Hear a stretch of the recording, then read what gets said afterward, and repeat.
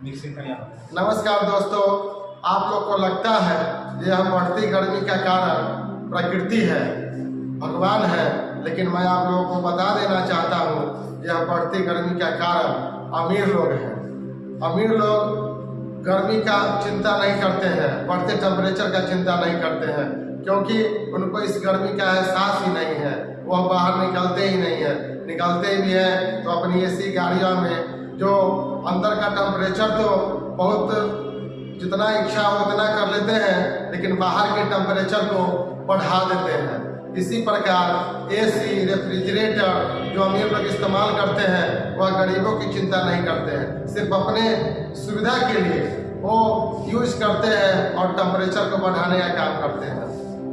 और मुख्य रूप से मैं यह भी बता देना चाहता हूँ कि आज वैश्विक स्तर पर जो पेड़ों की कटाई की जा रही है, जिसके कारण ग्लोबल वार्मिंग होते जा रहा है, कार्बन डाइऑक्साइड की मात्रा बढ़ते जा रही है, वन की कटाई से जीव जंतु पर असर पड़ रहा है, लोगों पे असर पड़ रहा है, क्योंकि पौधा ही है जो वातावरण में ट्रांसपायरेशन के कारण वातावरण में नमी और टेम्परेचर को कम करने का काम करती है।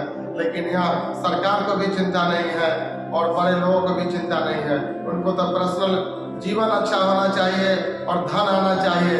गरीबों की जिंदगी पर क्या असर पड़ता है, एनवायरनमेंट पर क्या असर पड़ता है, वो तो पैसा के दम पर वातावरण को भी अपने अनुकूल बना लेते हैं, लेकिन समस्या तो उन गरीबों के साथ हो जाती है जो 2 वक्त की रोटी खाने में असमर्थ है। वो अपने एनवायरनमेंट को कैसे अपने अनुकूल बना पाएंगे। इसलिए मैं कहता हूँ उन गरीबों से, उन लोगों से जो इस ग्लोबल वार्मिंग का शिकार हो रहे हैं, बढ़ते गर्मी से तड़प रहे हैं, उनके बच्चे तड़प रहे हैं। गर्मी के कारण आज चमकी बुखार जो गरीबों के बीच में हो रहा है। कभी आपने सुना होगा जो अमीर के घर में चमकी बुखार होता है, उनके बच्चे तो एसी में सोते हैं और उनका घर ठंडा होता है, और ठंडा करने के कारण जो टेम्परेचर उनके रूम का होना चाहिए वह टेम्परेचर वह बाहर फेंक देते हैं, जिसके कारण यह गर्मी बढ़ रही है। इसलिए मैं आप लोग से आग्रह करता हूँ कि वन की कटाई को रोकने में आप लोग अपना जी जान लगा दे।